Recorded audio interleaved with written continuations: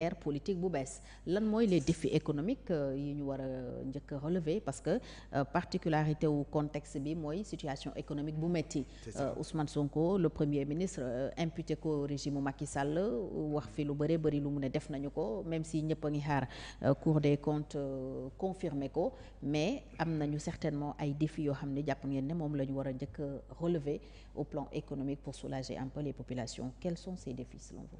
Oui, ouais, tout à fait. Ça, c'est les deux points sur lesquels on ne doit pas se louper. Ouais. C'est la question de notre économie pour que nous nekk vital bu ñu créer ay emploi d'une part, et deuxièmement, la bonne gouvernance. On ne peut pas se rater sur la question de l'économie parce qu'on a une population très jeune, même moyennement jeune. On a des femmes, toutes ces personnes-là attendent d'avoir un emploi. Ça ne se fait pas par un coup de baguette magique, on est d'accord. Mais il faut absolument que nous fassions autrement que Macky Sall. Macky Sall avait fait le pari d'une économie fermée, avait fait beaucoup de prêts en pensant qu'à l'intérieur. C'est absolument faux, il s'est planté. On est dans le cadre d'une économie ouverte. Donc ça veut dire aujourd'hui, on doit accueillir les investisseurs. On doit accueillir les investisseurs, mais dans un rapport win-win, dans un rapport gagnant-gagnant. On doit revoir les contrats qui ont été signés. Et je pense que c'est la dynamique dans laquelle le gouvernement est. On doit former les gens. Former, ça ne veut pas dire oublier école, non, c'est faire ce que je vous ai dit, faire des cours-circuits pédagogiques, des formations d'une semaine. Moi, je suis capable, en prenant des gens pendant une semaine, pour apprendre le solaire, on n'a pas besoin de connaître le français. Hein. Okay. Les Coréens, les Chinois, les Japonais, ils sont dans le solaire dès Gounoutouba, hein, d'accord? Donc, c'est à nous de leur donner ces éléments-là. Comment faire du solaire, comment faire ceci, comment faire cela. Et après, évoluer petit à petit. Donc, ce sont des petites actions pareilles. Former les gens sous une semaine, 2 semaines. Prendre des femmes. Regardez à Madagascar. Ils ont créé ce qu'on appelle les Amazones du solaire. C'est des femmes qu'ils forment en 6 mois, alors que là, on peut diminuer. Des femmes qui étaient là, dans les marchés, qui ne savaient pas quoi faire, qu'on a pris, qu'on a formé. Et aujourd'hui, l'eau sur le site solaire à Madagascar, ce sont ces femmes-là qui viennent intervenir te le faire. Donc, des brigades de femmes. Ici, on peut créer ça, on peut créer plein de choses dans ce sens. Okay. Il ne faut pas attendre, il faut aller dans cette dynamique. On va créer 2 centrales de 60 mégawatts en Casamance en 2026. Donc, ça veut dire 2025, ça va être mis en place. Ouais. Si on ne veut pas être des porteurs de panneaux solaires, il faut former les gens pour qu'ils aillent travailler là-bas et qu'ils se cherchent. Donc, c'est pour te dire que je te parle du solaire, mais il y a les mines. Il y a beaucoup de choses à faire dans nos mines. Ils sont en train de travailler, mais Gisogo ligue bien en fait, mais ça va venir. Mais moi, je dis, il faut absolument aller dans cette dynamique-là. Il faut faire en sorte que notre économie soit productive d'emploi. Transformer nos matières premières par une énergie moins chère. Parce que l'énergie moins chère, moi, elle permet à produits mieux vendables, etc., être compétitif. Donc, il faut absolument qu'on aille dans cette direction. Okay. Si une fois démoule, c'est la catastrophe. Parce que l'espoir qu'on a suscité, cet espoir-là, on ne peut pas décevoir ça. C'est pour ça que je dis, les contradictions secondaires, on doit les mettre de côté. Il faut foncer, il faut travailler dans cette dynamique-là. Arrêtez. C'est pour ça que je m'oppose souvent avec certains du régime, pas du régime, mais de la mouvance, sur les questions de démocratie, parce que je dis, laissez les gens parler, laissez les gens souffrir, ça ne bloque pas, l'important n'est pas là, l'important est comment on va faire pour trouver des emplois.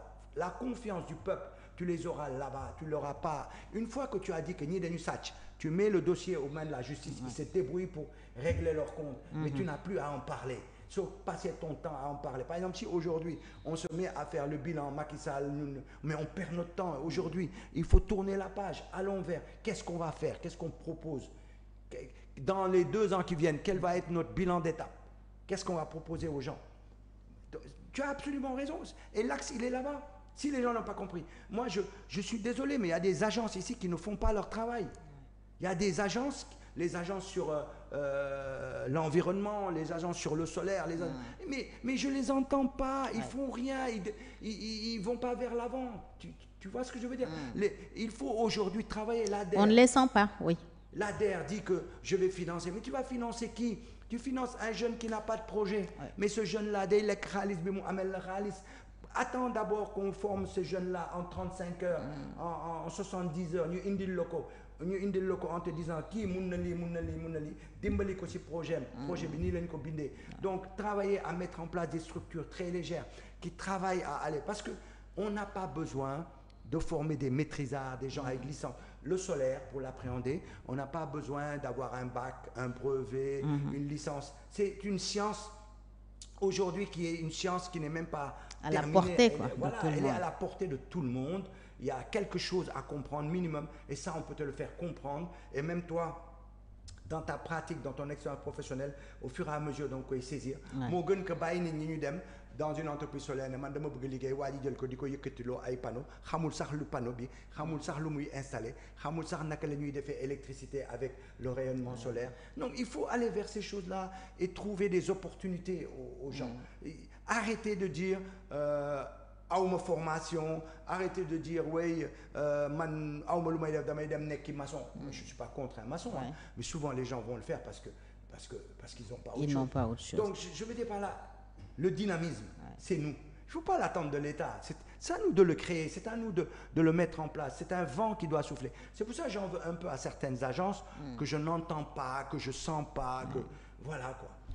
Alors li gën a susciter confiance entre le peuple et PASTEF bokk na ci bonne gouvernance sànq tudd nga ay agences yu bëri am na si yoo xam ne aussi des directions surtout dégg nañu fa des scandales supposés lu mel ni ONAS ASER ak yeneen yoo xam ne jàpp nañu ne dafay gàkkal la bonne gouvernance bi ñu jaayoon. Est-ce que yéen am ngeen ci une lecture claire ci situation yooyu ñu joxte ne y a des scandales, même si le Premier ministre nee na amul scandale ci benn mbir. Je pense quand même il faut avoir Est-ce qu'il n'avait pas de la intérêt à relativité, éclaircir quoi. Voilà, c'est ça. Il faut avoir toute proportion gardée. Okay. Tu prends ASER, je connais bien la personne qui est là-dedans. Jean-Michel, c'est un jeune que je connais bien. Okay. On a toujours travaillé ensemble sur les questions d'énergie en France. Okay. C'est un gars féru sur l'énergie qui aime ça, etc. C'est pas parce que dañ ko indi fii que moom mu nekk day sàcc, quoi. Vraiment, tu pourras me faire croire tout ce que tu veux, mais ça mënu ma ko gëm. Ne serait-ce que sur mon relationnel et mon vécu avec lui. Donc, qu'est-ce qui a pu se passer? Je sais pas. Est-ce qu'il y a eu des erreurs? Je sais pas. Mais quand même, quand je vois que il y avait un contrat pour faire tant de villages et que moom mu ñëw mu xoolaat contrat bi mu multiplier les villages par 2 et qu'on fait 2 fois plus de villages, je pense qu'on est passé de 1000, je sais plus combien à 1700 ou je sais plus, 2 fois plus de villages, d'accord? 2 fois plus le nombre de villages pour la même somme. Et on a augmenté la taille, la capacité des transformateurs, ce qui n'est pas rien. Mais qu'est-ce que tu veux dire? C'est comme si tu avais 100 francs dans ta poche, nga ñëw négocier ba nga am 200 francs sa poche, ñu ne danga ko sàcc. D'accord? Da nga négocier avec ton partenaire. Non, moi ce que je retiens, c'est pas da nga sàcc wala sàcc. Est-ce que tu as fait des erreurs ou pas? Je retiens que ça a été une bonne chose que tu aies 200 francs dans ta poche. Okay. Je retiens que ce qu'il a fait pour le peuple sénégalais, pour notre pays, c'est bon. Bon, maintenant, qu'il nous démontre qu'il y a eu erreur ou pas. De toute façon, c'est à la justice, non? La justice va trancher, on verra bien. La question de l'ONAS, ce que j'ai eu simplement à critiquer, c'est l'attitude du ministre, quoi. Le ministre aurait pu sortir et s'expliquer, il l'a pas fait. D'accord? Il aurait pu rencontrer son collaborateur, Bala Moukoy demandait à ce que nous mettions en réserve. Parce qu'en fin de compte, on l'a mis en réserve, c'est tout, hein? D'accord? L'ancien oui, on l'a mis en réserve. Directeur. Ouais. Donc, il est limogé, hein? C'est dans la forme. Il est limogé. Voilà. Ah, il est limogé carrément maintenant. Oui. Parce qu'au début, on l'avait mis en réserve. Non, il était limogé. Il a été limogé. Oui. Bon, donc, ce que je veux dire par là, moi, c'est la forme, en fait, qui m'a un peu gêné. Okay. Surtout le soir même, toute la presse commence à dire Huawei, il a fait ça, il a fait ça. En fait, il y a une contradiction entre le ministre et un collaborateur. Le soir, tu es que dans une seule ligne qui montonne, qui modifie, qui modifie. Ça, c'est pas bien, c'est pas comme ça qu'on règle les problèmes. Il y a eu des contradictions. Que le ministre ait raison sur lui, ou lui il ait raison, ou bien c'est partagé. Tout ça, ça peut se discuter. Mais forme bidale, nous devons éviter. Voilà. Ouais. Maintenant, s'il y a eu malversation, nous, on est près de notre sous, hein. On ne laissera personne l'ex-généraliste. Hein. Donc, la justice... Mais est-ce que le gouvernement a géré le dossier? Nous, nous gérons le dossier. Mais pour moi, c'est simplement un manque d'expérience. Parce que la grande différence qu'il y a dans cette alternance-là, qui est différente de celle de Macky et de Wade, c'est que ceux qui sont venus au pouvoir, nous sommes ministre. Oui, ils n'ont aucune expérience. Tu comprends ce que je veux dire? Macky, il a été ministre depuis 2000 avec Wade. DG, ministre de l'Intérieur, des énergies, premier ministre. Il a fait le PS à plusieurs reprises, il connaît. Mais quand tu vois aujourd'hui ce gouvernement-là, tout seul, ils sont arrivés tout seuls. Hein? Ils sont, même j'aurais dû filmer ça. Bon, voilà, on est maintenant là. Qu'est-ce qu'on fait? Ils devaient se poser des questions. C'est quoi les rouages? C'est quoi les trucs? Il a fallu qu'ils découvrent toutes les clés une à une. Si contexte bobo, ils font une première fournée de ministres, ça se passe mal entre un ministre et son DG. Donc, eux, ils sont rentrés dedans. Peut-être que même ils n'avaient pas rentré dedans. Mais tout ça, moi, je le mets dans le lot de l'inexpérience ou bien le temps qu'il faut pour comprendre là où on est, pour travailler.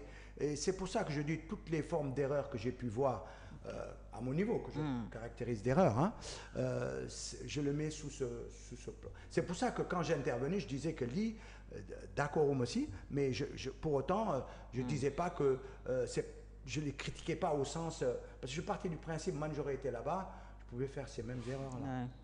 Alors programme économique bi Pastef fësal jamono yële muy Sénégal Vision 2050 yaakaar nga ne mun na faj soxla yi taxaw jamono ji muy une conjoncture quand même assez difficile